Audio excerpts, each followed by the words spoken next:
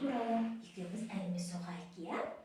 Есіңде болсын, біз өз денсаулығымызға қажетті тағамдар жеу керекпіз. Ол қандай тағамдар? Тамақ ішкенде адам бойына қажетті қуат, күш алады.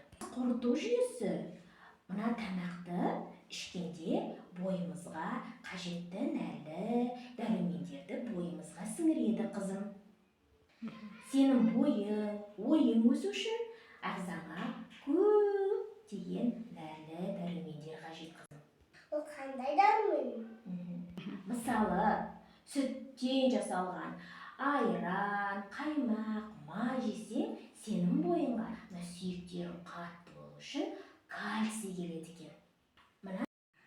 Мына сорпаның ішінде мына қарақұмық, мына қызылша мен картоптан жасалған салаттың ішін, көзің, бойың өсу үшін көптеген дәрумендер бар.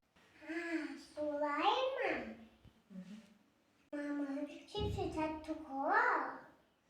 Иә, қызым, чипсы, кола, тағы да пицца деген нәрсе ішінде өте көп тұз, қант болады. Ол сені тойдырғанымен, оның құрамында саған қажетті витаминдер, дәрумендер аз болады.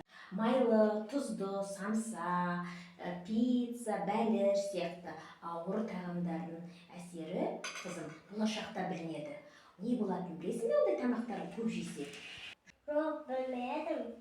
Ондай тамақтарды көп жесең, сенің асқазаның ауырады. Ондай тамақтарға әуестік болмау керек.